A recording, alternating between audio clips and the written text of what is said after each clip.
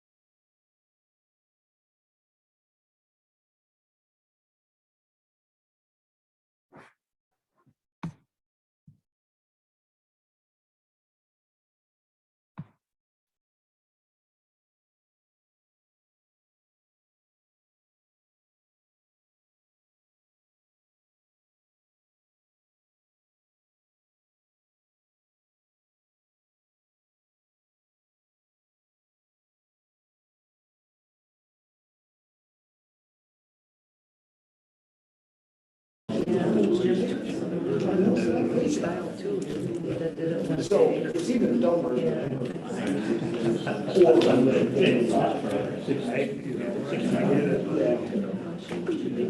I get it. And you can stand there watching. I haven't read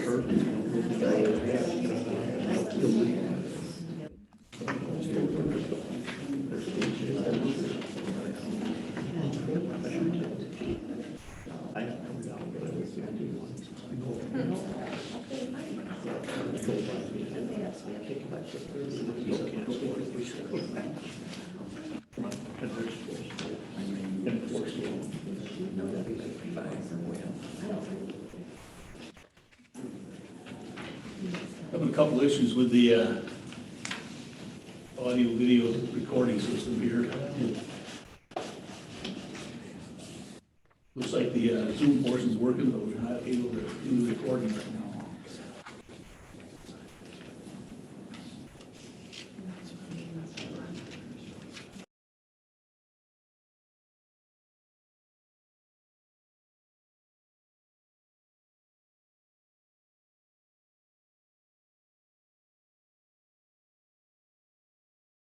In progress.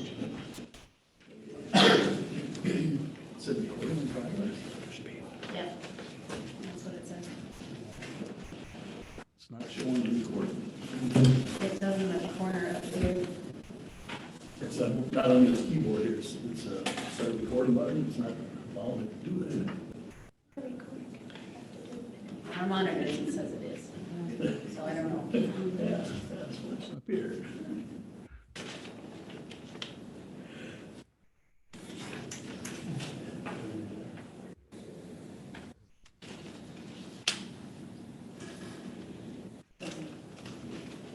No, it's showing it on this battery. Okay. Call to order the regular common council meeting Tuesday, September 7th, 7:03 PM. Roll call. Ron, Yes. Langen, Yes. Candy Davis, Yes. Shaw, Yes. Paul Davis, Yes. Burdick, Yep. Next item is pledge of allegiance. Pledge of allegiance to the flag of the United States of America and to the republic for which it stands, one nation, under God, indivisible, with liberty and justice for all. Confirmation of appropriate meeting notice. meeting was noticed on Friday, September 3rd. Agenda is posted at the post office, library, city hall, and the city website. Thank you. The next item is acceptance of the agenda. I'd like to move number 10 up between 5 and 6. If someone would like to make that as a motion. So moved. To include accepting the agenda. Does that motion include the accept the agenda? Amended agenda, yes. Number 10 is the item, I believe, which just what everybody out in the audience is here for, so. Any discussion? Hearing none, all those in favor signify by saying aye. Aye. Opposed? Motion carried. Okay, the next item then is personal appearances. Anyone in the audience that wishes to speak on anything that is not on the agenda? All right, now we'll move to number 10.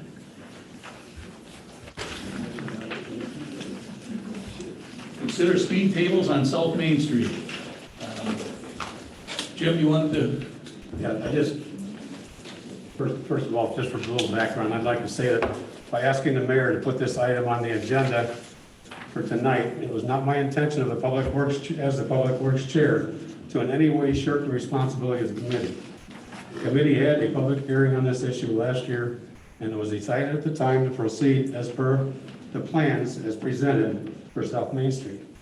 Those plans included speed tables. As all of you know, there's been some renewed interest in by some of the residents, some of those that were here last year and some new weeks this year. And regarding the installation of the tables.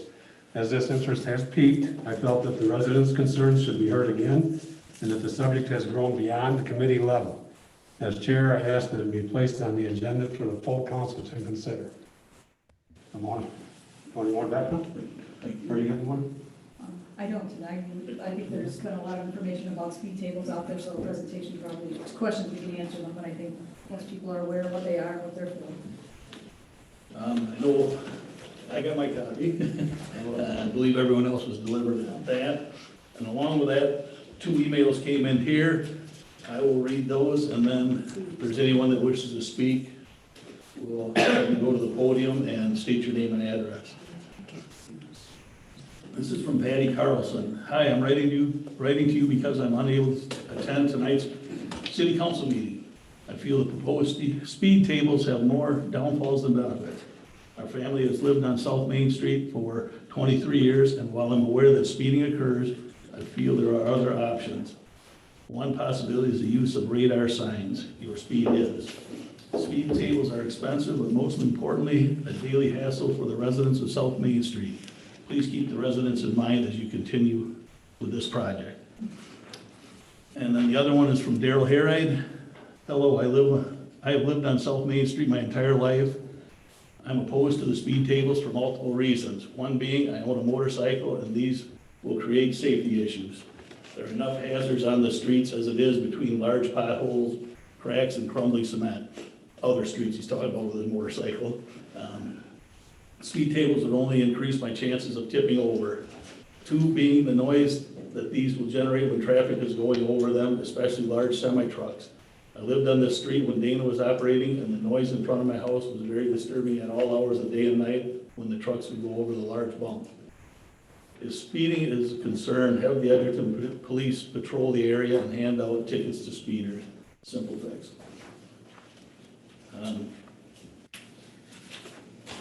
Do we need a motion one way or another on this before we allow people to speak? Okay.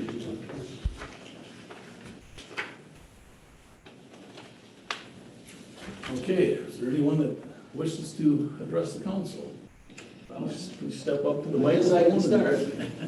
Microphone is on, isn't it? Are we on? I really don't need it, but. It's on, is there a green button there? Yeah, well, it's green light. Thank you. My name is Pete Johnson. I live on 729 South Main Street.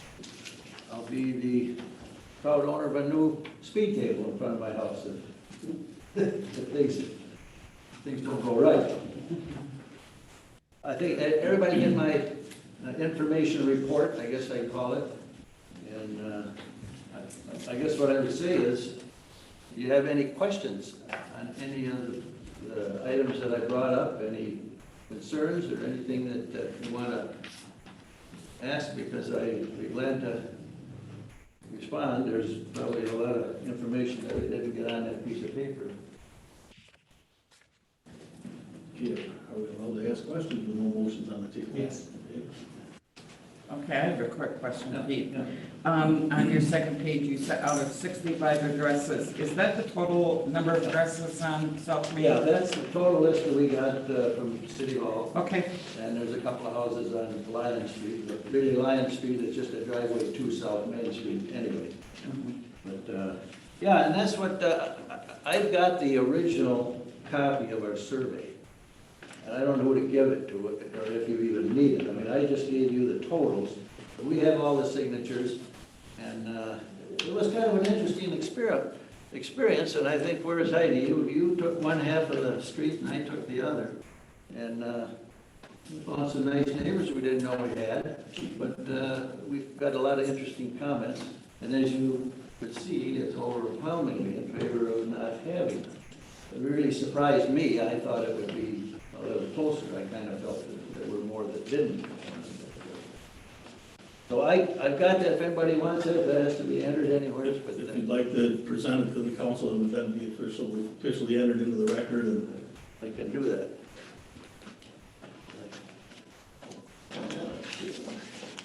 I gotta find it, of course. Gotta have it right with me.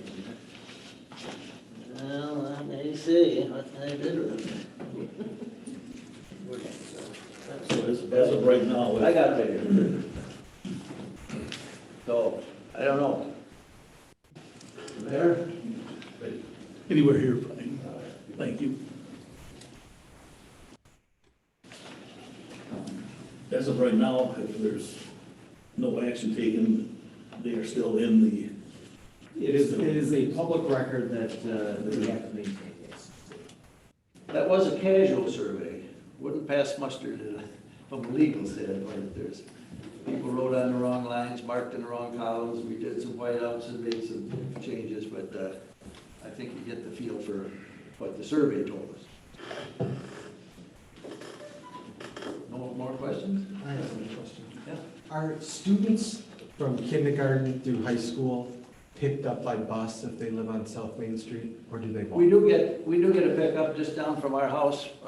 What do you think? Maybe a dozen, 12, 14 kids? 14 kids. Yeah, not now, but in a normal school route, yes, they pick up right in front of the daycare across the street. It's not just for the daycare. No, this is. Senior high school can This ride the is, bus? yeah, we don't have many older kids, it's mostly elementary.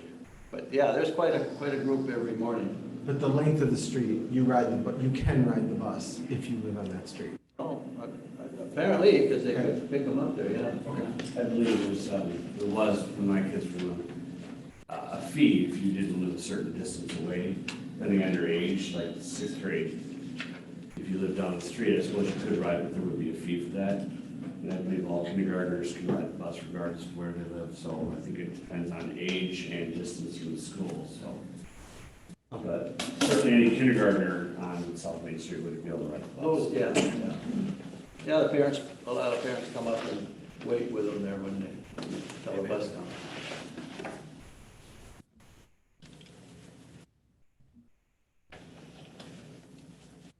I feel like I should be offering more information, but I guess I'm done. Thank you. Thank you. Sure.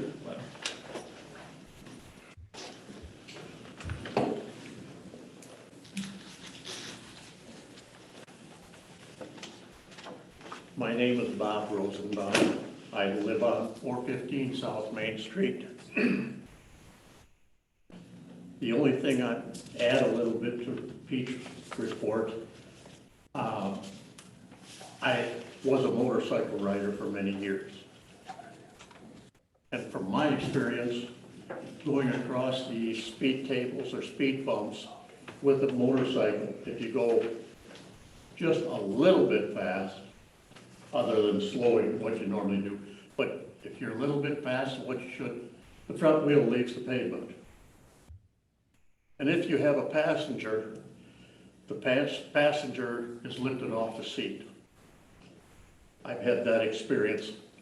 It's not fun, and especially for my passenger. Gentleman here, young fella that said he rides it, he's had the same thing with his girlfriend that just lifted her right off the seat. And then I keep thinking how many ambulance and fire trucks go out through past us. It's a main road to get out to Indian Ford in that area, and I've never counted, but there's a lot of ambulance runs going out. Now they gotta slow down and speed up, and especially if they've got a patient in the back of the ambulance, they really have to slow down, so. I really don't like the idea of the speed tables. Thank you. Since we're, if I can I hop on now, or should I wait till everybody's done? It kind of take off of that ambulance. You're speaking as a citizen right now? Yes, actually, should I go, that's right, I should. Go right ahead. Oh. Candy Davis, 434 Fairfield Circle. To tag on to what Bob had said, I'm on the board for the fire district, and I too have concerns about slowing down the response time for fire trucks as well as the ambulance. There is a large number of calls. I can't be exactly sure how many, but we have a large number of calls that go out to Fulton and Porter, goes right out that road at County Highway F, and that's a long distance. And the speed tables would definitely slow down response time. So I have to agree with you on that. Thank you. My name is Elliot Hansen. I live at 416 South Main Street. I moved there April of 2013. The road's always been in poor condition, and there has been speeders that whole entire time. I feel like if people aren't gonna slow down to a bumpy, unsmooth road, I feel like smooth bumps will not slow them down as well. That could be fun to younger kids, snowmobilers, that a snowmobile trail does go down, things like that. I think the flashing speed signs that you have on coming, 59 from Janesville and on Hand Road now, even double check, make me double check my speed. I think that would be a lot cheaper and more effective option. Thank you. Thank you. Heidi?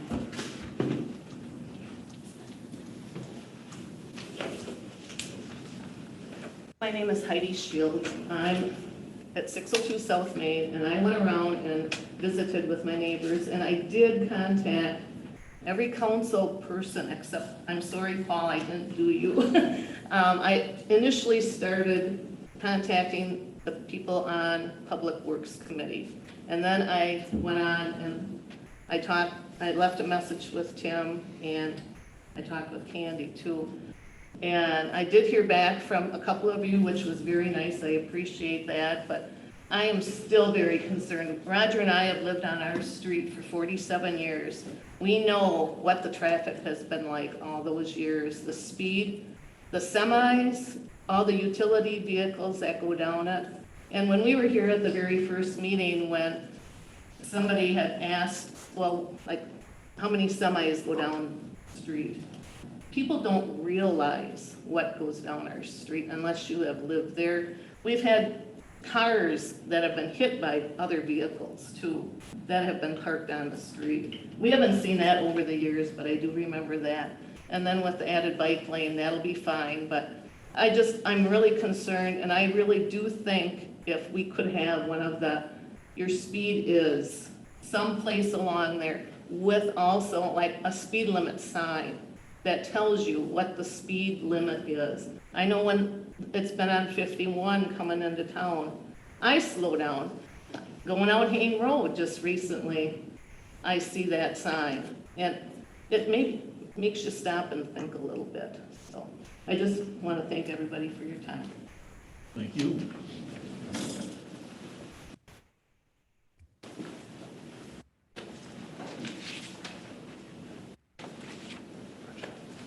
My name is Casey Burns. I own and operate a business at 318 South Main Street, Burnsville Service. And To go off what Heidi said, or a tangent off of that, as far as truck traffic goes, if you would like to come out when this is done at about 6 o'clock in the morning and watch all the RT Fox trucks come down that road, 3 dump trucks, 5 low boys, and all the rest of the pickup trucks pulling heavy trailers, you're more than welcome to come on out. And then the rest of the day, the 12 to 15 LTL trucks, LTL means less than truckload freight, going out to Ponex, as well as the approximate 47 farmers south of my station who come through town and have to haul equipment across and through town, of which I've talked to a lot of them about this. Say a guy works second shift and lives on that street. How is he going to be able to sleep? It just, in my opinion, it just doesn't make any sense to make a smooth road bumpy. I understand it's a traffic control measure. It is an experiment. As I asked Mr. Benzig at the meeting at the library about to give an example other than Madison, where this has been tried around here, he said he would get back to me and has not. I don't want to be anybody's guinea pig, and I don't think these people have the right, or have to pay for $6,000 per event, as I call it. Call it what you like, I call it a speed bump. I also am here to represent the other 3/4 of the city. Over the past couple weeks, I've been doing an informal survey. As you may or may not know, I have a lot of contact with the public, okay? You have a lot of constituents that don't live on this street, okay? Just by doing a subjective question and answer, like a quick, what do you think if? Not saying, trying to get my opinion in there or anything like that. One, they didn't know anything about it. I know I was on city council. A lot of the public is in the dark, okay? And by all intents and purposes, 75% of the people I talked to, one, didn't know that it was going on. And when I did tell them what was intended, I've seen the proposed plan. I've been following this for 2.5 years, okay? We're not happy about it, let's put it that way. After the meeting the other day at the library, and as far as the survey goes, by far they were against them, okay? If we wanted to, as far as show our support or lack thereof of this project, of this specific facet of this project, we could have loaded this place with people, okay? If we were to put a campaign on social media, there wouldn't be enough parking spaces in this end of town. I wish that the public would get involved. As you all know, it's hard. I don't think it's a great idea, wrong application. I watched the video on the city's website. I watched it several times and picked out what I would notice. I was 16 years as a truck driver. This video that you saw was in your idyllic city street with trees, low trees over the neighborhood. Obviously, no trucks run down that road. People walking in the street, it's Madison. I don't think this is appropriate for a truck route, of which Rock County knows it is as well, because they're spending a lot of money on it as well in the next couple of years, if you're not already aware of that. Other than that, like I said, I really think that you'd be missing the mark if we were to do this. Leave these tables in, I'm sorry. It's a time when you really should listen to your constituents. I'm sure, I've talked to a lot of business owners. I talked with John Nelson. I talked to a couple other ones who have fleets, who have to run up and down those roads. Of all the things you know, that's a cost to them. It's a cost to me. I run up and down that road all day long. I plow snow. It's not going to be good for the plows. It's wear and tear on your equipment. Like I said, my opinion, wrong application. Any questions? Thank you, Jason.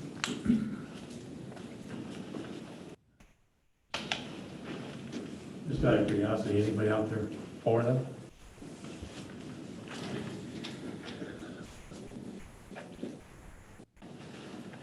I have question, clarification on speed tables? Can I answer? Yeah. As long as we don't get into debate. No. To clarification. So we're also talking, we've got the bike route, correct, along there. Would the speed tables encompass curb to curb, so the bike trail would have the speed tables too? Is that correct? Okay. Okay, as of now, they're still in the plan unless there is somebody that wants to make a motion here to do something different. Public hearing. It's not a public hearing. Somebody else want to talk?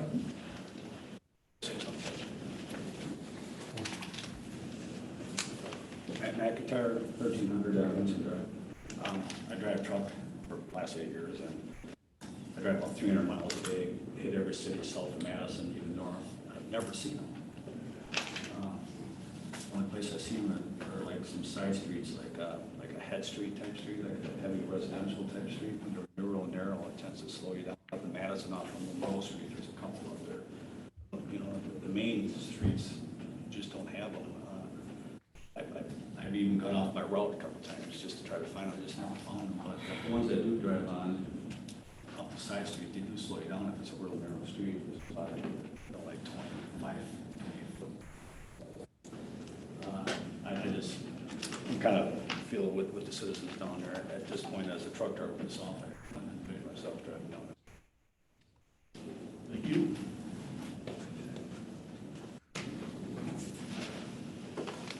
For discussion's sake, I'm going to make a motion that we withdraw speed tables from South Main Street.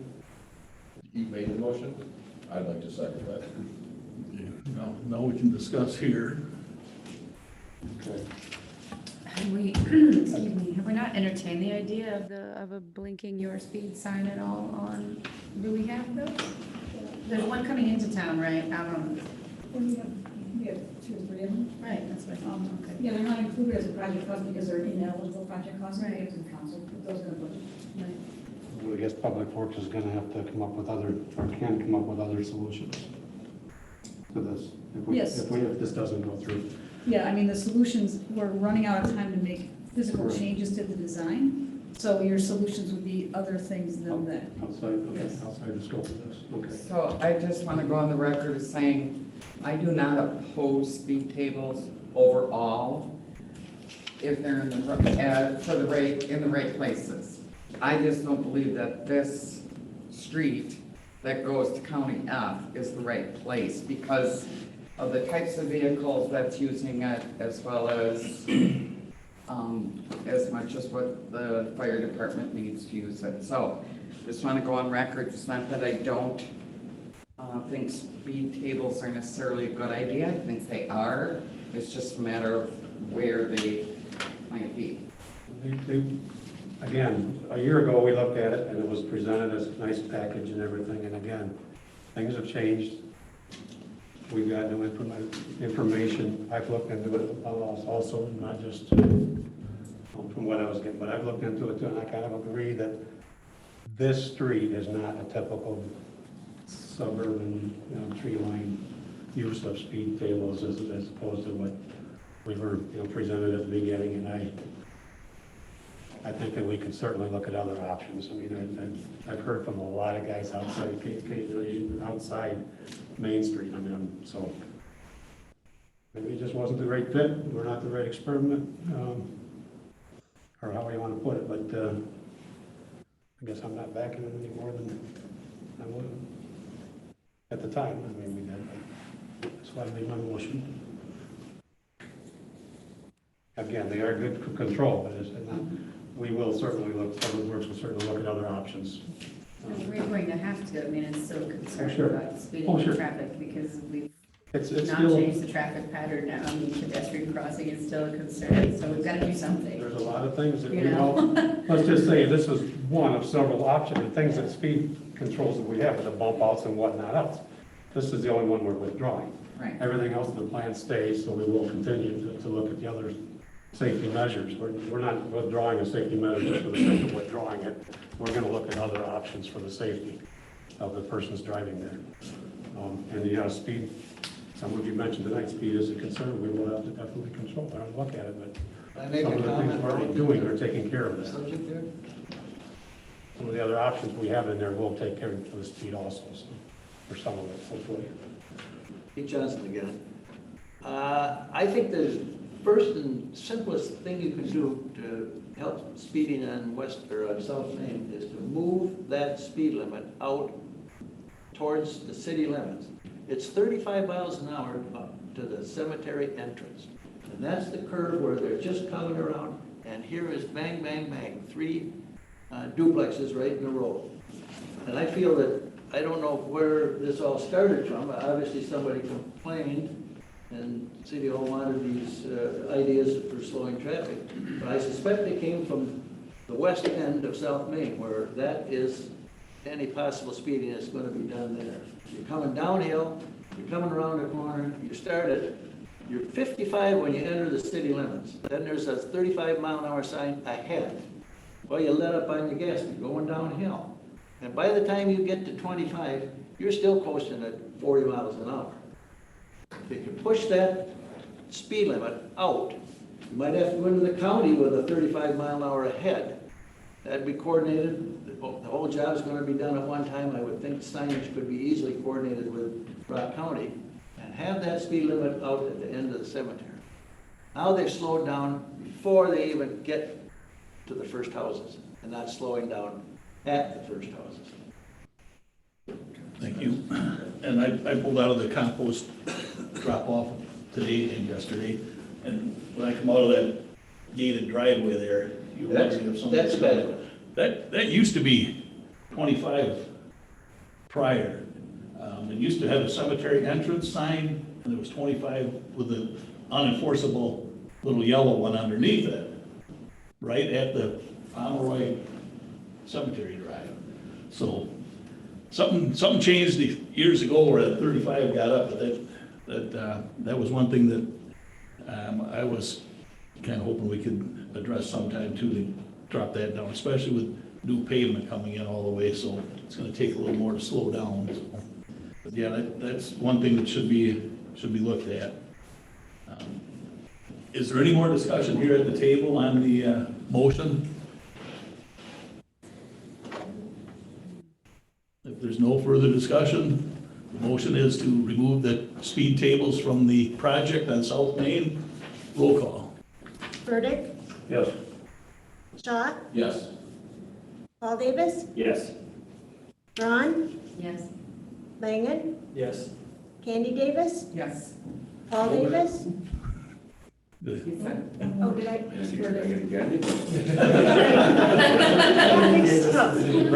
in my middle of my page. That makes up for hiding that column. I'll buy you tonight. Did I get everybody? I think so. Okay. I was kind of calling here just in I was case. just going around on the circles. Okay, motion passes. Speed tables will be removed. Thank you all for coming down today.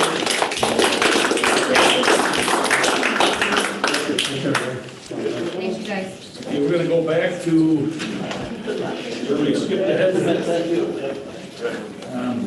Minutes from August 16th. I used to ride. Thank you. And of course, Nick ride, you ride, Daryl ride. Motion and a second to approve the minutes from August 16th. Is there any corrections or additions? I've lived on that street for 59 years. Hearing none, all those in favor signify by saying aye. Aye. Opposed? Motion carries.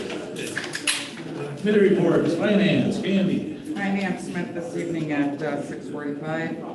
Motion to approve bills and payroll, in the amount of $298,885.20. Second. Any questions on the bills? One quick one. Howard, just out of curiosity, I know when we just did, you're gonna do, sorry, page 7, there you go. We went paid and Dolan again, we did, but I'm looking at the mill and overlay there. Is that final? Are they done? Because I noticed it came in quite a bit under or whatever. Is that the final? That is the final, yes, So they came in that much under? Good. And we just went with them again, so. correct. Yep. Good. 13 grand under. Nice. I know we were expecting a change order for the non-bush issue. That didn't happen? No, that did happen. That's included. Oh, and it's included. Yep, that's there. Perfect. Okay, thank you. Anyone else? Roll call. Candy Davis, Yes. Braun, Yes. Langen, Yes. Shaw, Yes. Paul Davis, Yes. Burdick, Yes. Motion passes. There were no license applications to approve. Motion to approve public event packet for Gravity Racers Classic and waive the fees. I'll second. Any discussion? Hearing none, roll call. Candy Davis, Yes. Shaw, Yes. Paul Davis, Yes. Burdick, Yes.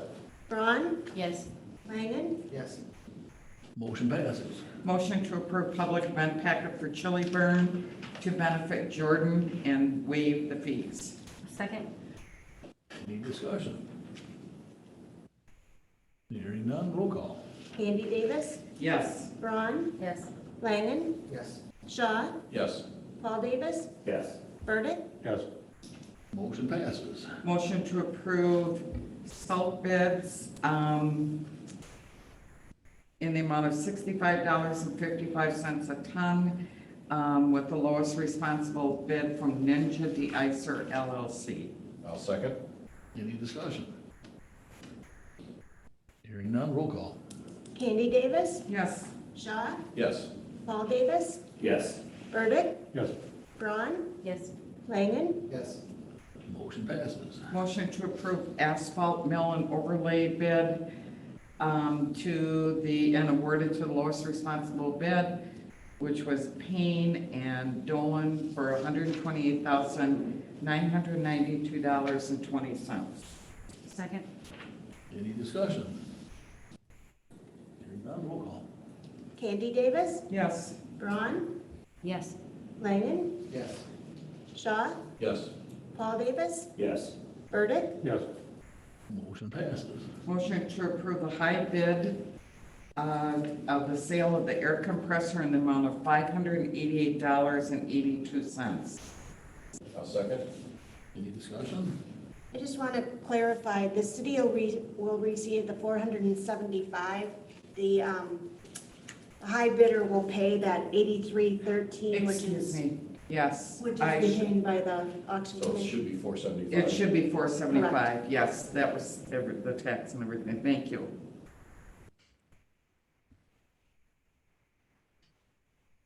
Anyone else? Still want to sell it at that price? Yes. Okay. What Howard said, absolutely yes. Roll call. Candy Davis, Yes. Shaw, Yes. Paul Davis, Yes. Burdick, Yes. Braun, Yes. Langen, Yes. Motion passes. Motion to approve supersized facade grant application for 16 West Fulton Street in the amount of $150. Second? Any discussion? Hearing none, roll call. Candy Davis, Yes. Braun, Yes. Langen, Yes. Shaw, Yes. Paul Davis, Yes. Burdick, Yes. Motion passes.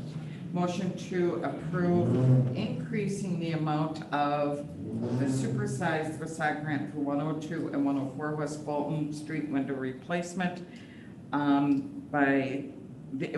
the increase of $349.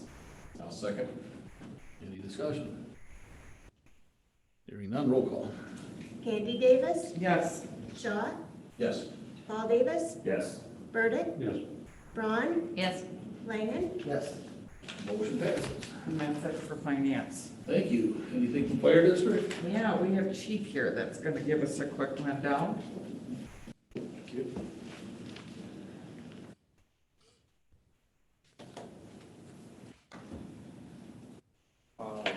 I'm actually going to hand around a copy.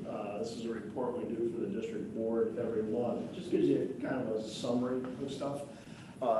The copy you have is preliminary, it's not the final, because the board doesn't meet till Thursday night, and there's still some things that need to be updated.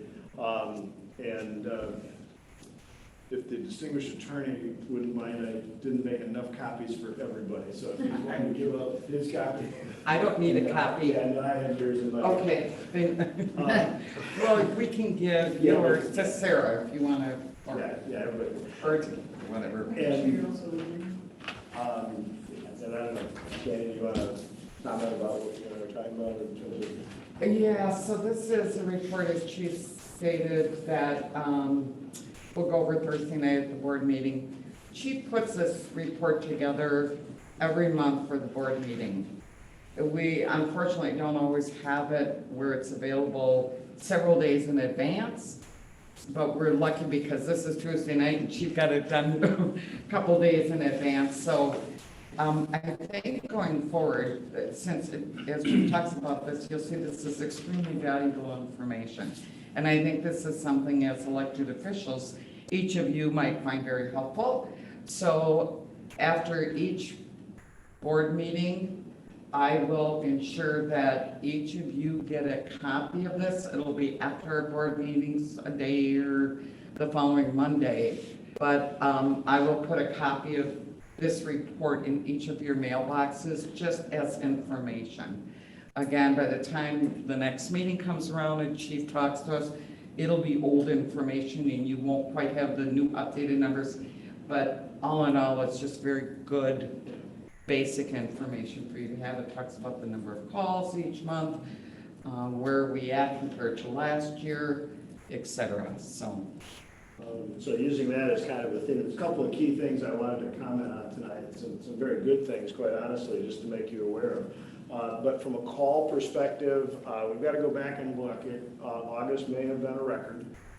It is very, very close. I don't know that we've ever been over 110 calls in a month. And the thing that was probably the most difficult for us, just EMS calls alone, so 911 EMS calls alone, just that number is greater than our monthly average of all calls. And so it was a very busy month, and you've heard this from me many, many times. But we are seeing, and the interesting thing is, I can't point to the interstate. I can't point to anything. There is some concern in terms of, as we look at the makeup of some of the calls, whether or not there is a long-term health aspect to what people may have gone through in the last year or so. And because we are seeing the breathing difficulty calls and the falls and the stability type of calls, if you will. There is nothing statistical that we can point to say that we understand it, but we absolutely are seeing a call volume that we have never seen before. So we're working on that. The other thing, you'll see there were 7 mutual aid calls during the course of the month. We're up to, my glasses on, 44 for the year. We've also never seen 44 requests for mutual aid assistance ever.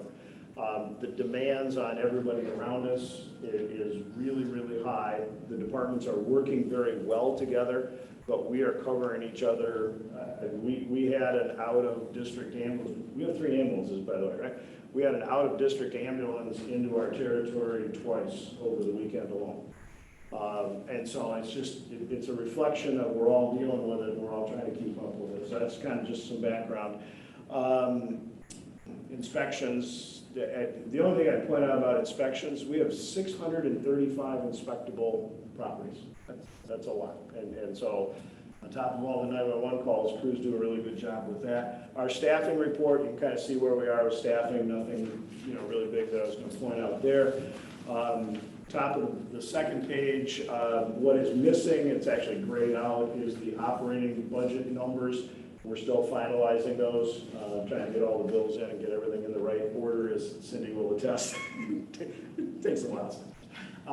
But significant events, obviously the biggest one last month, we spent about 12 or actually I think about 14 hours over in Fort Atkinson, assisting the Fort Atkinson Fire Department with the event that they had to deal with.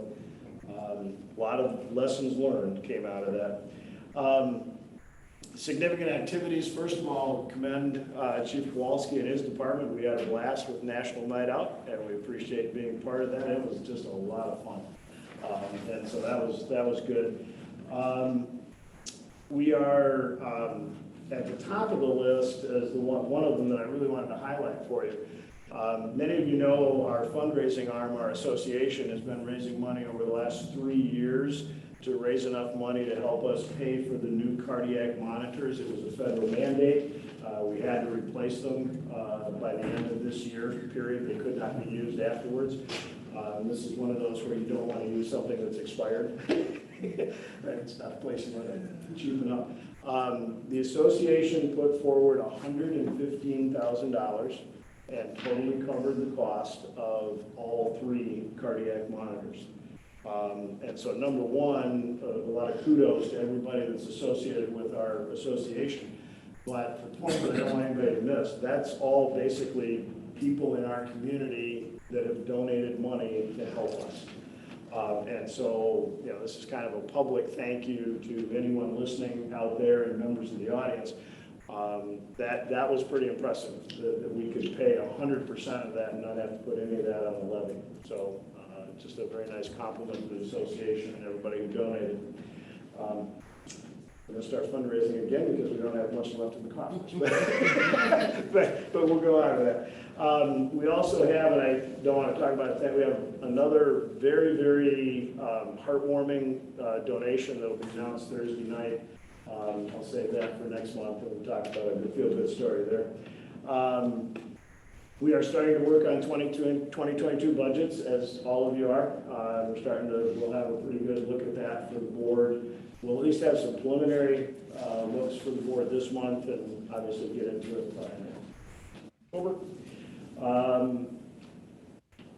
We are in the process of doing a complete refresh on our website. It is very old, very outdated, very antiquated. And actually what we're going to do with the website is bring all 3, so the district, so the agendas and the minutes and all the things, the business of the district are sort of different from all the things that the fire department would put out there in terms of fire prevention and activities and schools and all that kind of stuff. And then we obviously have our association. Those are all separately managed and disjointed at this point in time. We're going to bring that all together into a single landing page that somebody can work off that single landing page and go where they might want to. So we're really kind of excited about where that's going to take us because it's very antiquated. And then activities, you can kind of see some of the stuff. We do have a blood drive coming up on October 4th, and we always like to get a plug in. They do very, very well with the blood drives. And so that's kind of the, I don't know, it's more than you normally would get. I'll never do that again to you, but that's the kind of thing that you've got in there and you'll see other ones. Any questions? And I would, again, I'll make sure you guys each get these as they're updated. If you have any questions on any of this information, feel free to reach out to me or Chief, or at the next meeting we can grill Chief, whichever you prefer. Thank you. Thank you. Thanks, Chief. That's it for fire district. Plan Commission. I know we've got one item here.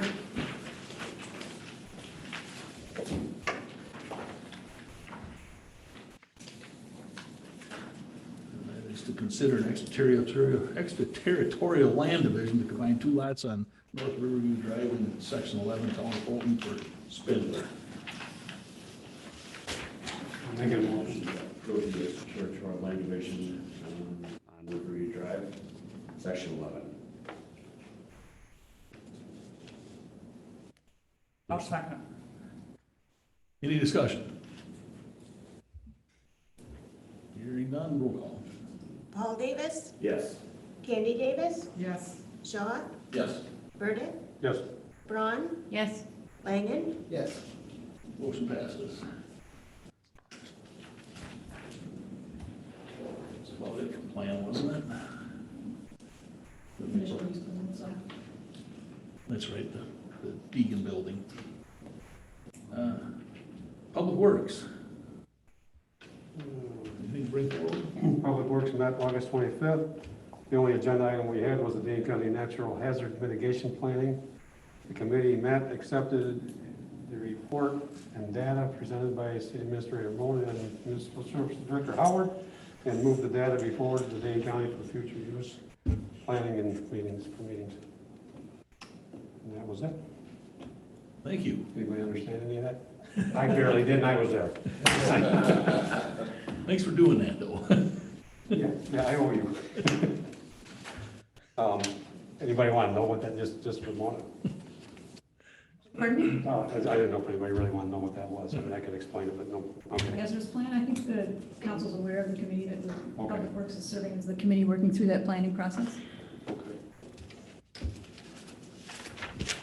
Good enough, that's all we had. All right, thank you. RDA, we took care of them earlier with the 2 facade grants. And the next item is to consider second reading and adoption of City of Edgerton Ordinance 21-09, amending section 22.503, parent 1, sign prohibitions and limitations by changing the duration of the minimum rotation of message signs. I know we have one person in the audience that wishes to speak on this. Should I speak now? That's a little shorter than what we agreed to, so. Sure. Speak before we put a motion on it. Makes sense. Okay. My name is Jonathan Fry, 606 Doty Street. I'm here in the capacity as president of the Chamber of Commerce. I'm here today because, as I understand, we are doing a second reading to change the ordinance from 1 minute to 30 seconds. It is the belief of the Chamber, several community members, and the company that provided the sign that 30 seconds is frankly too long of a time. The problem that we seem to have with that is the main community sign is what it focuses on, and this is what I'm representing, is based on Piggly Wiggly, and it's a minute. Now, in order for us to put out these advertisements that we have from community members, nonprofits in the Chilliwack, for example, or the Sterling North Society, it's a minute. I've sat down and timed how long it takes an individual to actually take a right-hand turn, wait, turn left to right out of the Piggly Wiggly parking lot.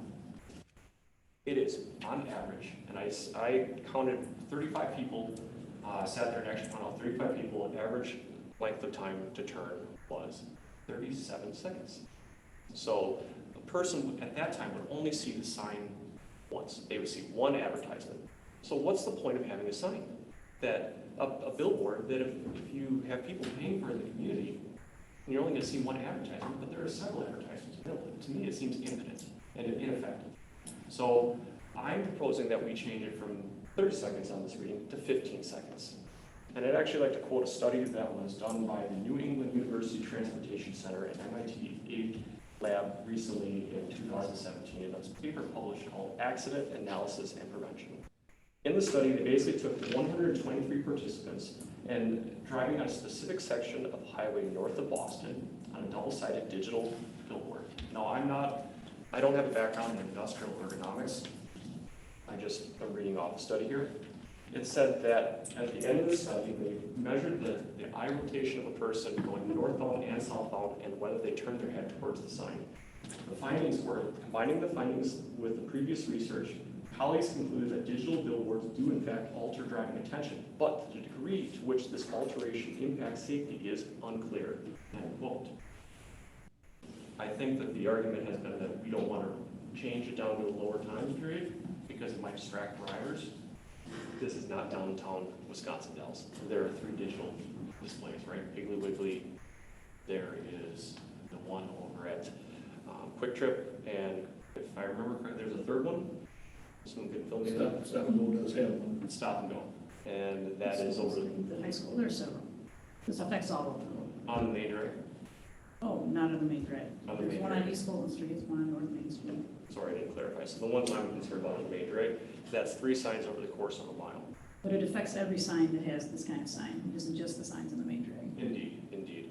But I think we can agree that there is not a cluster or concentration of signs in an area that would, even though signs do distract people, that they're not going to be bombarding people necessarily with information. If the goal of this community is to have a community sign that conveys information to the wider public, that we need to be more effective in that messaging. Now, the sign company has come back and asked that we have this changed to 5 seconds I don't necessarily feel that that is reasonable, and I want to be, there should be a compromise here, but I feel that 30 seconds just quite frankly isn't enough.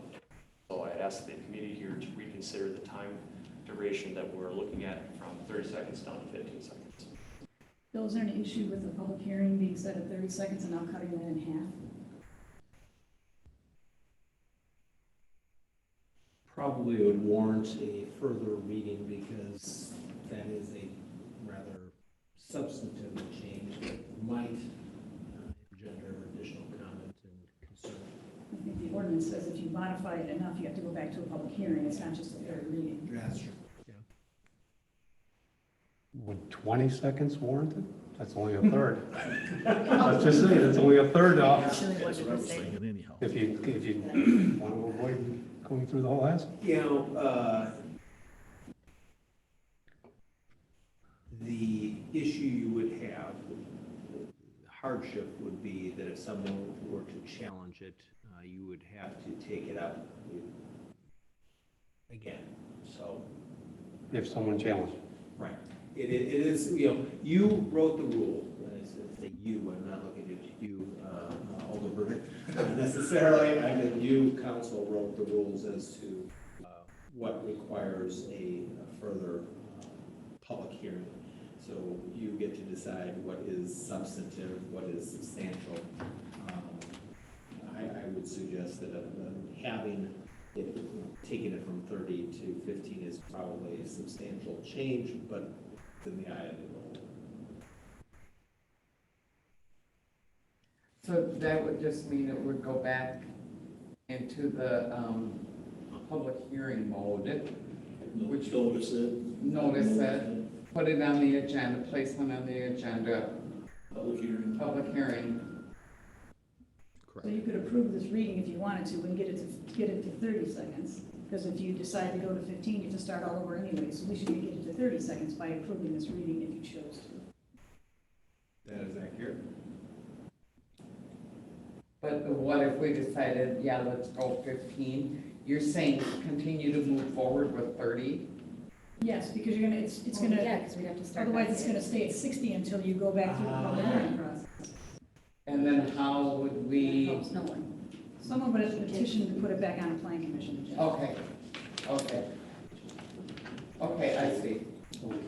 Or you could refer it back to plan commission now within additional agendas, but as Ramona said, that delays any change.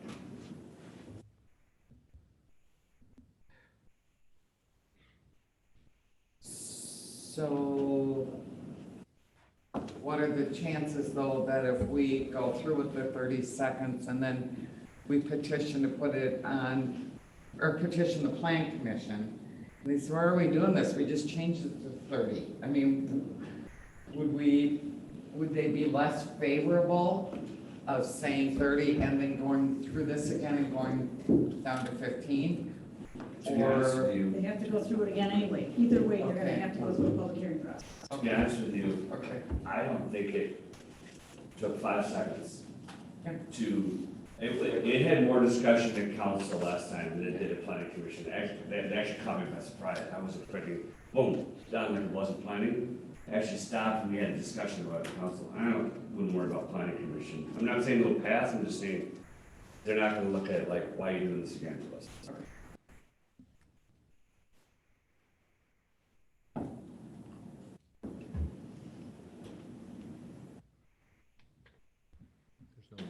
No motion yet, no.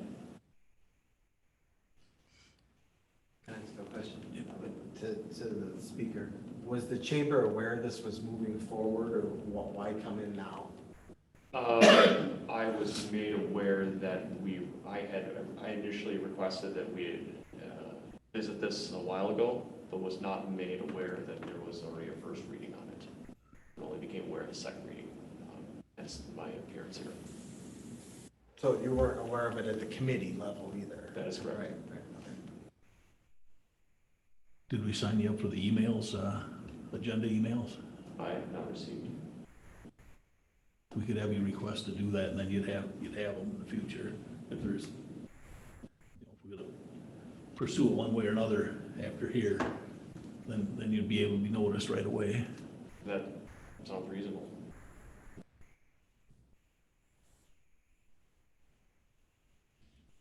Okay. It's up to you guys which way you want to go with this. It seems to me that we should go ahead and at least reduce it for a minute to 30, and then we could take it back to the planning if they decide to go to 15, right? We know we want to at least go to 30. So I will make a motion to approve the second reading at 30 seconds. I'll second that. Okay, discussion? So who's responsible for taking it to Plan Commission again? The chamber is a logical applicant to Okay. apply for a zoning ordinance modification. The mayor is the Okay. chair of the planning commission. You can Okay. Put it on the agenda. Good. Anyone else? Roll call. Shaw, Yes. Langen, Yes. Candy Davis, Yes. Paul Davis, Yes. Burdick, Yes. Braun, Yes. Motion passes. Thank you for the consideration. Probably have your email address already, just tell them you want the planning commission agendas, and the council one sent to you, it's not too big of a deal, so. So just so that I'm clear, so the next step will be that it's gonna go to back to planning commission. I'm gonna get synced up with the planning commission, or an email and notifying when the next planning commission meeting and when that will be on the agenda. I'll go and present it there. It will then be passed back up to city council for approval, assuming they approve a change in 15 seconds. For 2 readings. For 2 readings. Okay. Just for occasions like this. But he would have to petition, That's the petition. you would have to petition planning, John. Oh, I will petition. You would, yeah, first, to get it on our agenda. Just to get it on the agenda, so you'll have to get the form to do that. Sounds good. Okay. Thank you. Thank you. Appreciate the consideration. Thanks, John. The next item is consider street closing for Black Party on Dakota Street. Motion to approve? Second. Any discussion? Is that listed anywhere in our packet? Yeah, it's in the packet. I didn't see it, that's all. Council packet. There's a letter as a request. It's just before the staff report, isn't it? Has the names of all the affected properties on it, all signed off. Oh, just two before. Oh, I just didn't read it. I just saw signatures. That's, yeah. Thank you. Thank you, guys. Good night. Okay. Great, thanks. I'm sorry. Okay, motion and a second to approve this. Any discussion?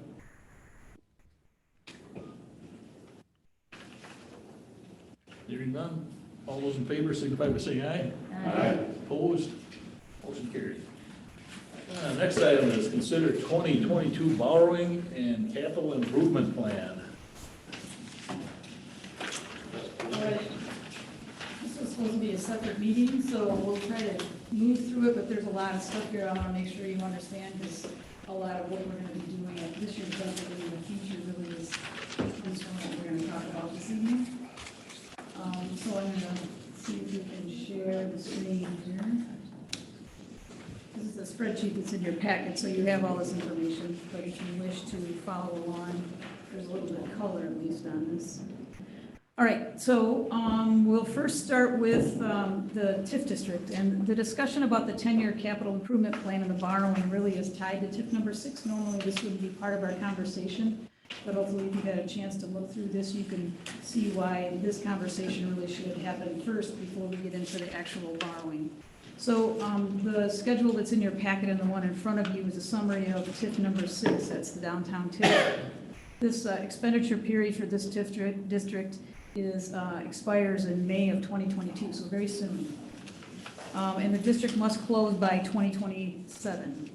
So based on the amount of increment that's being generated, and of course, lots of assumptions, but at this point, we have some pretty solid numbers because we know what increment's being generated. The TIF forecast indicates that the district would collect adequate revenue to pay for approximately $1.5 million more in projects before next May and retire by its required life in 2027. That stretches it out all the way to the end.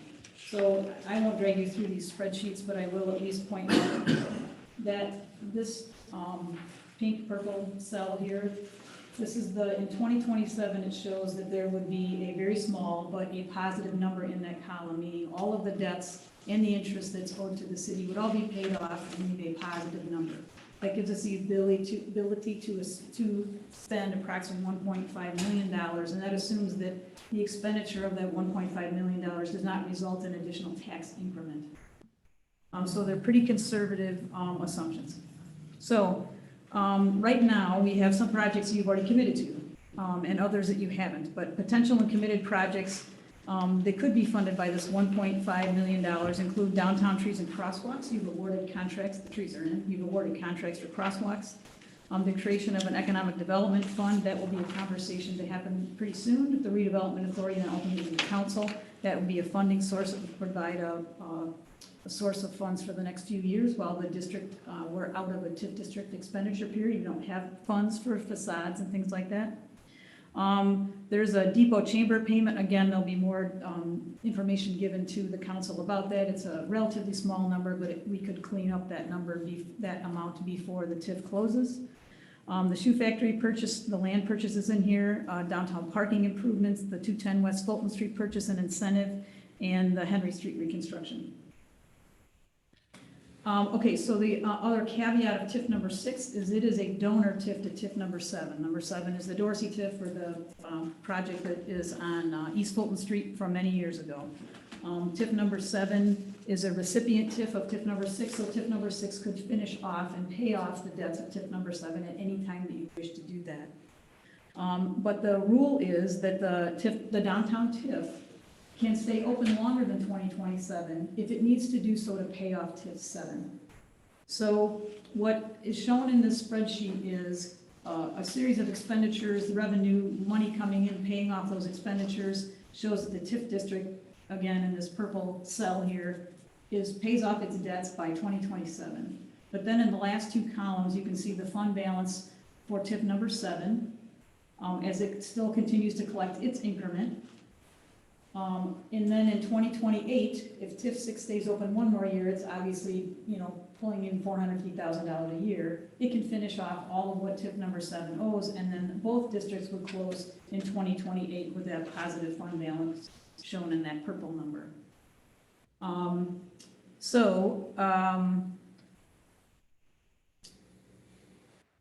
So that's the process by which TIF 6 and 7 work together and can close together. Now, if you didn't spend any money in TIF number 6, then the TIF district would close sooner and you could pay off TIF number 7 sooner. So what this has done is it's given you what's the most you can do in TIF 6 before it has to close, that it would have a positive balance. There's no advantage or disadvantage, is there, to closing early?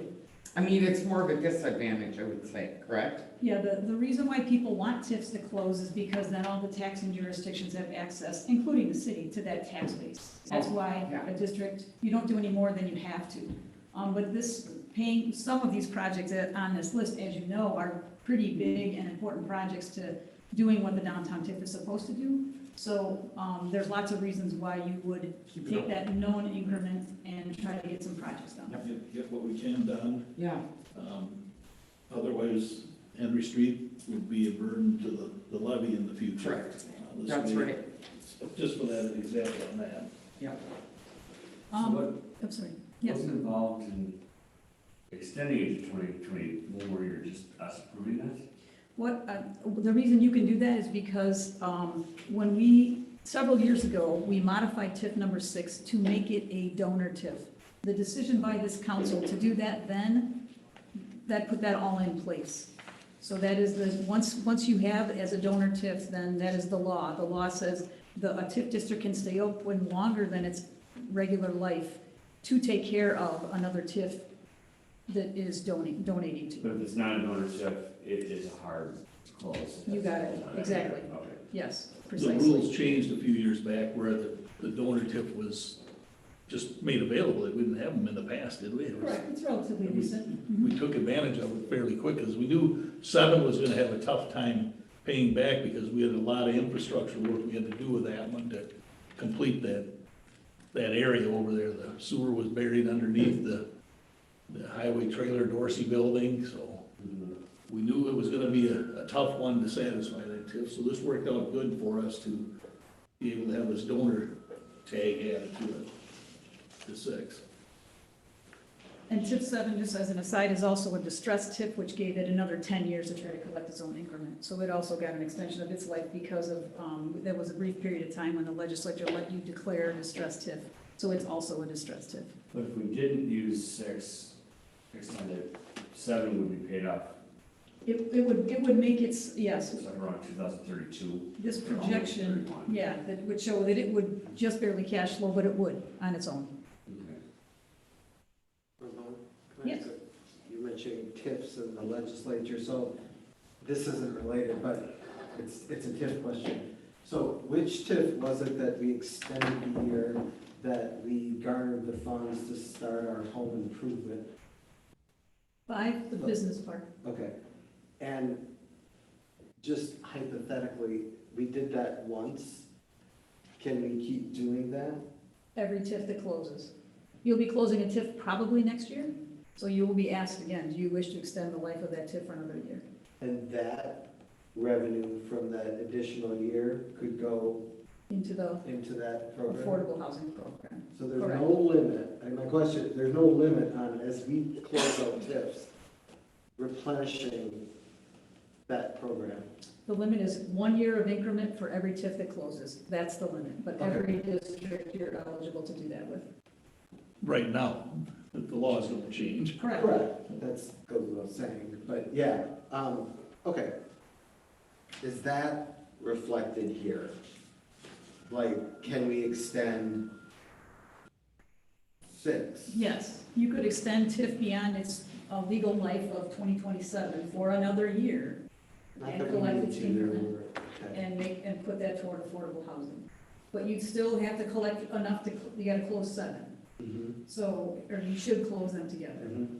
So, there would, just like TIF 5, you can extend the life by, of the legal life by 8 years, so you could do the same with 6. Can you extend 6 even though it's being a donor TIF, that it's surpassed its life? I don't know, I've never seen anything in legislation that says you can't, but True. we would certainly investigate that, if that's your interest, to continue to, put money into the resources into that program.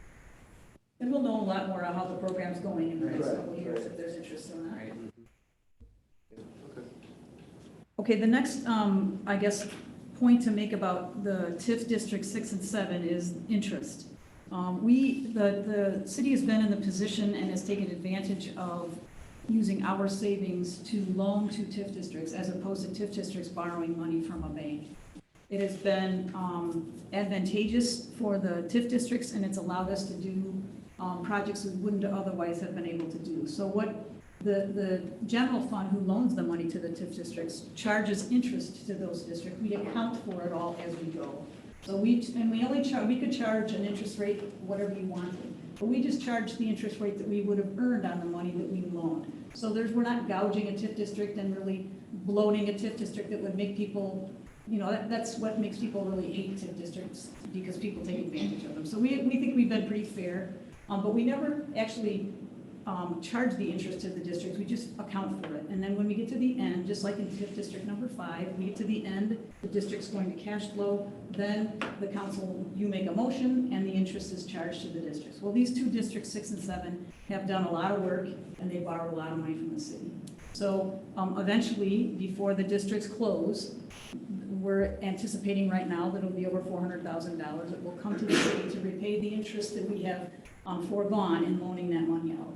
So as we talk about our capital projects planning, I want to make you aware of that so we can think about what is the wise way to use that, when to assess those costs to those districts. Okay, so that's the TIF, the backstory on the TIFs and how then they play out with the rest of this. Any questions on that before we go to the Henry Street?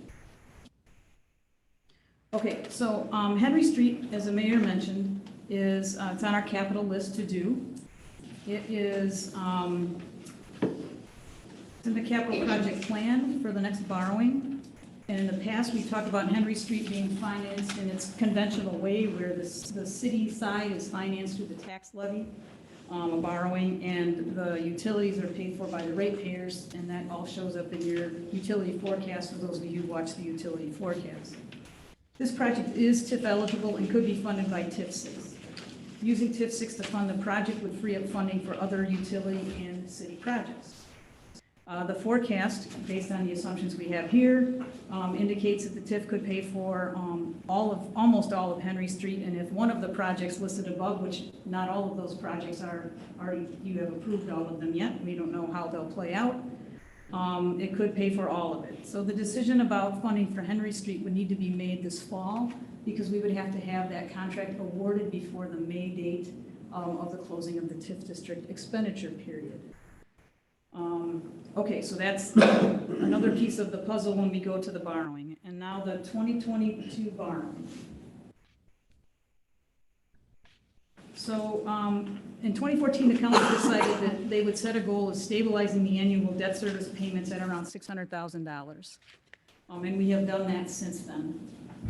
The general rule of thumb is that we borrow once every 4 years for capital projects. It gives us a much better rate of borrowing, and then we pay that debt off in 4 years and we do the whole thing again. So that we had a little bit of we had to modify our process last year because of the South Main project and how enormous it is and how it would have, there's a limit, you have to spend money in a certain amount of time, so we did a 3-year borrowing. So now we're looking at a little bit bigger borrowing and a little longer term because of that cycle being kind of messed up with South Main. So the estimate and what's shown in the schedule here is that the city could borrow in its next borrowing $1.75 million on a 6-year term for projects for 2022 to 2025, projects and equipment. The schedule that's in your packet up on the screen here is a proposed capital project schedule for the next 5 years. So the next borrowing in this column, in these cells here, you can see this is the last borrowing we did and what we spent the money on. And then this would be the proposed next borrowing. Here's the amount we spend, and the projects that are included are, and this is the city side. Most of these have utilities also. Those projects are funded by the utilities. Those numbers are not here. They showed up in your utility forecast. So South Main, a retaining wall on East Fulton Street, Quigley Street, a loader, a plow truck, Henry Street, and Albion Street. So those projects would be completed through 2024.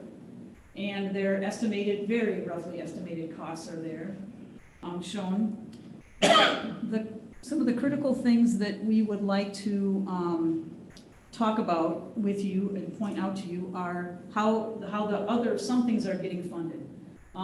This schedule here includes the assumption that I'm going to go to this cell, tip number 6, is paying for almost all of Henry Street. Maybe it'll pay for all of Henry Street, so this $64,000 would become a zero for the amount that's paid for by a borrowing. We have assumed that the loader is paid for, part of it's paid for by water and part of it's paid for by sewer. We have a small grant we know of for Quigley Street already. The 2 big ones for you to be aware of and weigh in on are the East Fulton, or the East Fulton Street retaining wall. That's a rough number, but we're not borrowing for that. The staff is showing 2 potential sources of funding for you to consider. One is the TIF interest payments, and one is the capital projects fund. As you may recall, each year, any surplus that's created in the general fund that is true surplus is transferred to the capital projects fund, and we aggregate that money there, and then we do capital projects with a long life with those funds. Right now, the balance in that fund is it in the staff report? It's over $200,000. I had it in an earlier report. 229, maybe. Yeah, right there, 229, thank you, Chris. And the other thing that is not paid for by this borrowing is part of the Albion Street project. It's a really big project. So if you were to say, staff, we don't want to spend any of the TIF interest money, and we don't want to spend any of the capital projects fund, that would mean that we would have to borrow for those 2 projects, and then that would probably push Albion Street off a couple of years. So we're not suggesting you have to do what's here, but we think that TIF number 7 in particular, it owes a lot of interest. once it became a distressed TIF, you can't do anything in that district anymore. There are no unknowns. By May of next year, we'll have a very good idea where we are with TIF number 6. And then you will have the, I'll say, the comfort or the knowledge of knowing that you could maybe assess some of that interest that's accumulated that it owes the city earlier than waiting until the very end of the TIF districts in 2027 or 2028. So once you're confident that you know what projects you have undertaken and that you're going to have increment to pay it back, you could then decide, we're gonna charge that interest now and utilize some of those funds and not wait for, another 5 years, put some of that interest money to work. These projects, certainly you should weigh in as we talk about our budgets for this year. You should weigh in on all of these projects and have a good conversation about, well, I think this project is a higher priority and we should move these around. We want to know and hear all of that. I guess some of the critical questions for you are Henry Street. Do you want to try to at least consider Henry Street as being funded partially by TIF number 6? That would be critical to know pretty soon. The borrowing amount, do you want to stay around $600,000 in debt service payments? If you're comfortable with that, that means that the rate in which we're doing projects is acceptable and the levy amount is acceptable. If the rate is too slow, then, and you want to borrow more money, then you have the ability with levy limits to borrow a whole bunch more money and raise taxes and pay for it through debt payments because that's outside of the levy limit. So you're not restricted to that 600,000. It was a goal and a rule of thumb that we have been operating under since. And you can see the projects that we have been able to complete and what we expect to be able to complete. And one other piece of the puzzle that may be relevant in your thinking about should we raise the $600,000 in debt service payments is in 2027, the biggest debt service payment we have, which is about half of what we're paying of the $600,000, is paid off. So you will have significant more room to do projects at $600,000 starting in 2028 than you do today because of, we lose that enormous debt payment falls off.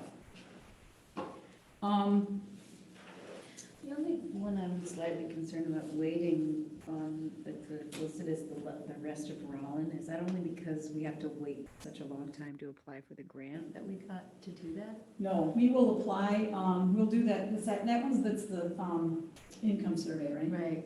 So we will, again, we're kind of keeping an eye on what's going on with. So that could shift where it's at in the list? Absolutely. What would happen is we'll apply, we have to have the income survey completed and submitted if we're become eligible by February. Okay. Applications are due in June of 2022. The project would be in 2023. Okay. So we are going to apply for this fall for funding for IKI Drive outside of this. Sure. Through a program that's gonna be a 50-50. So if we got that grant, fabulous, 50%, that's gonna shift some things around here. If we got the Rollins Street Stoughton Road project, that'd be a fabulous project to get, that's 2-to-1. So that would still be a big number that again would shift some things here, but of course we would never turn down a 2-to-1. So we're gonna continue to pursue all of those. And you also, another thing that Howard and I have been really looking at is trying to move as many streets up, as high up in the list as we can that have lead laterals, that are known to have lead laterals, because as that funding is available, we want to make sure we can take advantage of that grant funding as much as we can. We've been shifting some things, Howard's been fixing some things to try to push some non-lead streets off a little further. So we're really, cognizant of all of that too. Some streets that otherwise maybe don't have a lot of trouble with water and sewer, that's usually what drives it, is they're gonna get, pushed up higher just because they have a lot of lead laterals. And we just don't know the new infrastructure plan. Right. I mean, if it has, that could help tremendously. Right. If that all goes into like the LRIP program, that's a 50-50, then there will be potentially a lot of funding for some of these streets. Correct. Okay. Which would help us a lot. I think we have to hopefully kind of hear something from that. That'll help us with our decisioning. I do, however, I am not in favor of increasing taxes to get some of these done. Even though we need we need the roads done. But I just think as we're kind of limping along much nicer than what we have in the past. So between hopefully the infrastructure plan and the interest from the TIF, why wouldn't we use that interest to help pay for that? Right. For Rollin, or Yes. the Henry, right, the Henry Street route, instead of borrowing?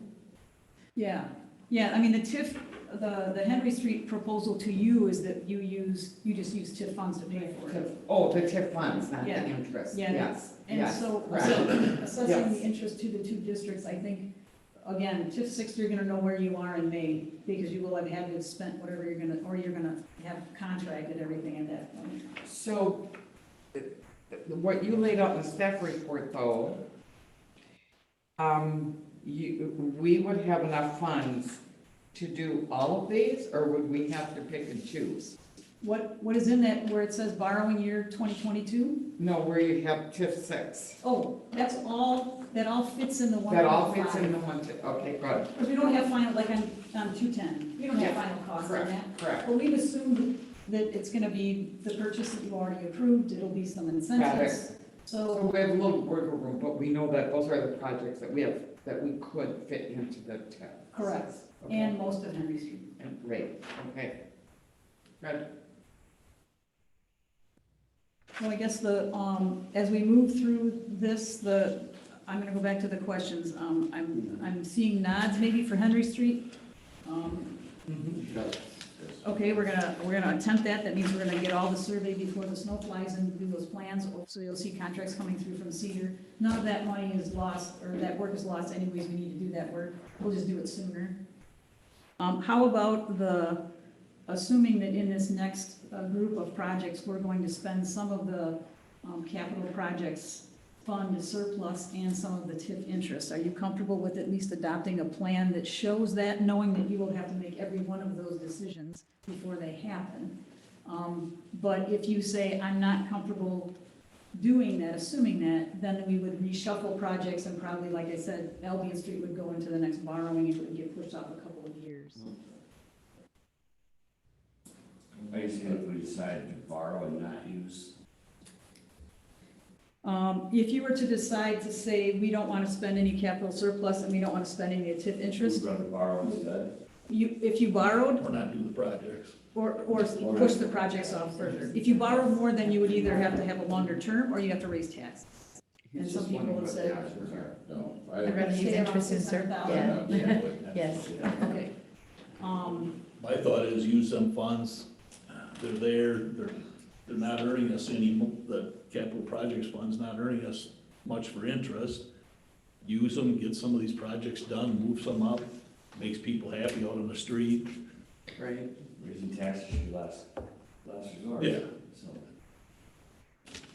So if you're comfortable with that, then we'll show it this way, and again, you'll get to make each decision, and every one of these projects gets bid, the numbers will all be different. So we don't know if we'll be able to fit like Albion Street, that really enormous project in, but, we can, under this scenario of the ballpark, by spending some of those extra resources, we can do that. Okay, So just basically what we're just saying now is we're gonna go with capital fund surplus and TIF interest payments for these now. yeah, we've At got, the time, we'll make decisions which we're doing. correct. Okay, so right now we're just deciding to go that way. Correct. So if it stays the way it is, then we will start working toward a borrowing of about 1.75 million. We'll start working on those projects that we need to start working on right away to make sure they all fall into line and place. And then know that if we apply for grants for other projects and are successful, it's all gonna get shuffled around.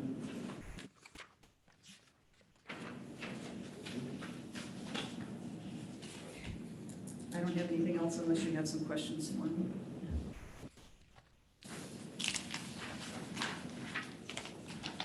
And interest rates are unbelievable right now, as you know. So these, the assumptions I made on the amount of borrowing, we can do at what rate are much higher than what they would be if we borrow today. So if they're low by the time we borrow, then it'll give us, we'll have more resources.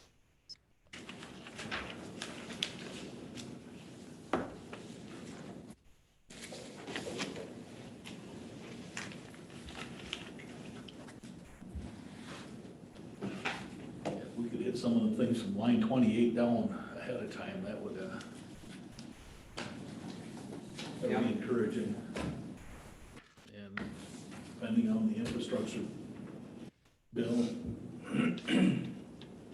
bad thing is, everybody will be busy getting things done. That's a good point.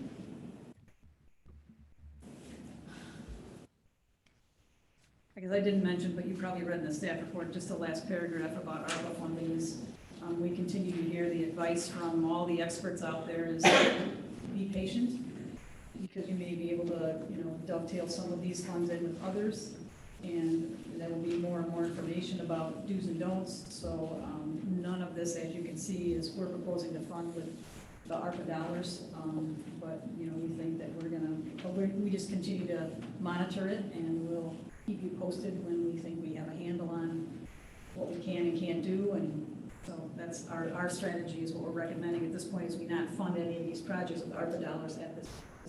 Well, because we don't know if we could. Is that correct? Water and sewer, fully eligible. Oh, is that? Oh, Okay. yeah.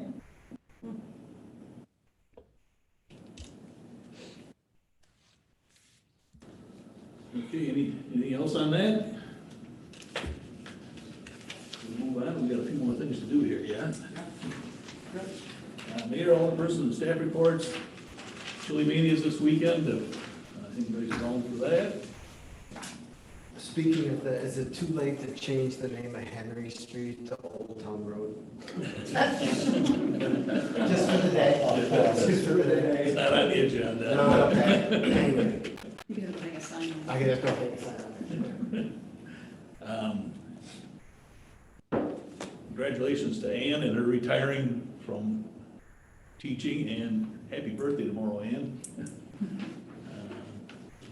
Happy birthday to your grandpa, 95th, 95 Yesterday, yeah.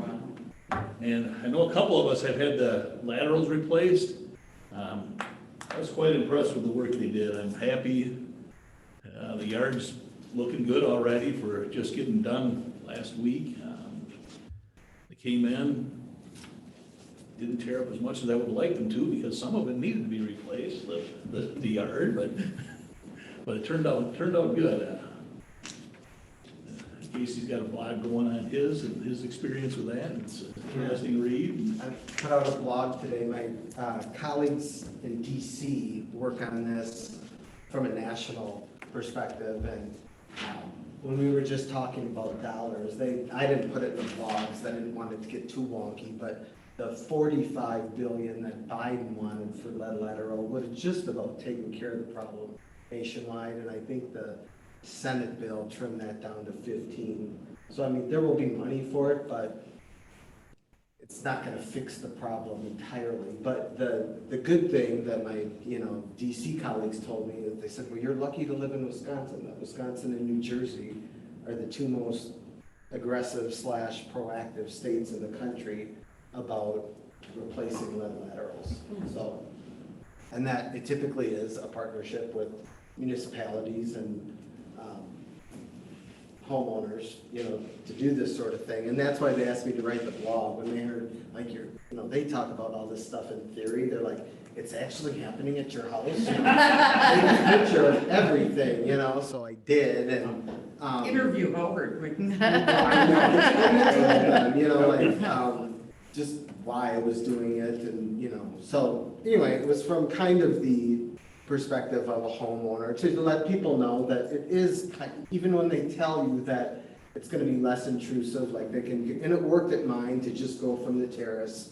They didn't have to dig up the whole yard, but it's still quite a lot happening that day. They're tearing up their sidewalk. They're drilling a hole in your floor of an old house, and anytime they're doing that, to an old house, it kind of gives you and the house shake, But anyway, the process went well for me.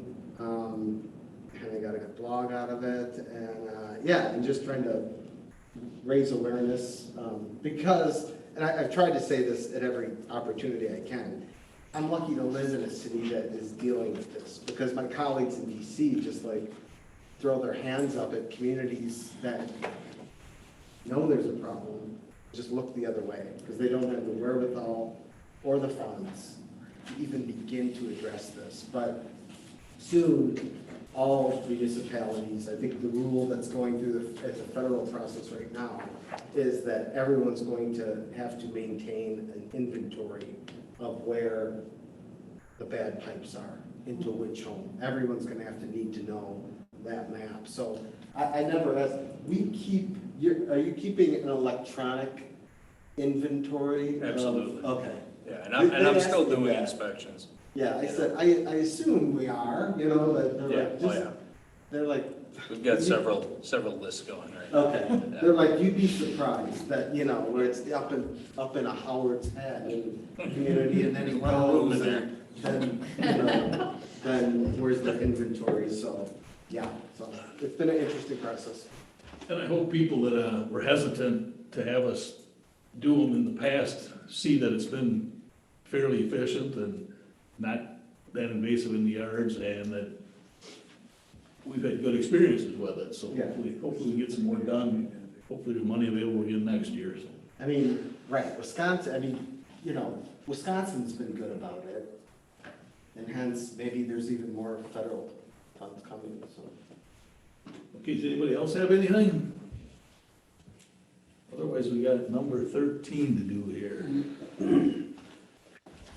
I'll make a motion to go into closed session pursuant to Wisconsin statute 19.851E, deliberating or negotiating the purchasing of public properties, the investing of public funds, or conducting other specified public business whenever competitive or bargaining reasons require a closed session.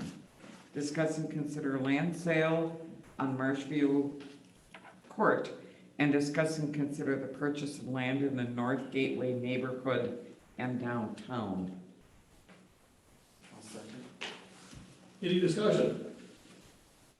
Hearing none, roll call. Candy Davis, Yes. Langen, Yes. Shaw, Yes. Paul Davis, Yes. Burdick, Yes. Braun, Yes.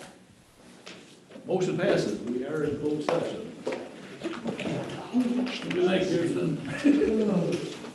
I heard that creak.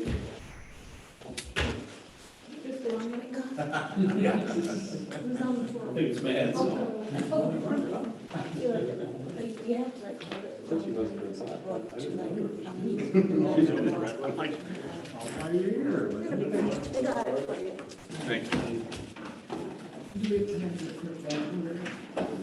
I suppose. Water.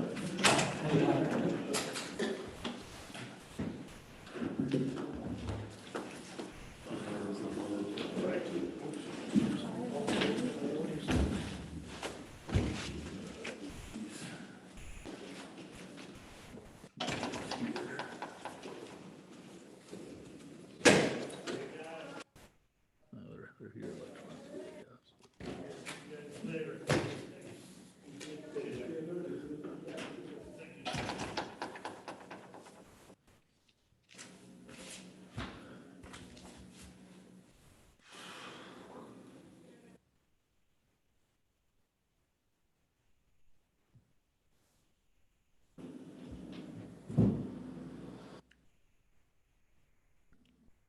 You have a quite impressive gig coming up, Sarah. Yeah. You guys land Summerfest. Luke's, they were looking for some more acts for the acoustic stage they have, and we submitted our stuff. and Really? Got it. That's Yeah. cool. How long have you known? How long we know we were playing? Yeah. For a few weeks. Okay. A little while, just like, hasn't been like, I just forgot to post something. Oh, okay. So Luke did it today. Okay. Yeah, it was posted in the past. I posted like when the ground floor stage put something out. So I posted like their promo photo when it came out, and then I just forgot to put like an event on our Facebook page. Gotcha. So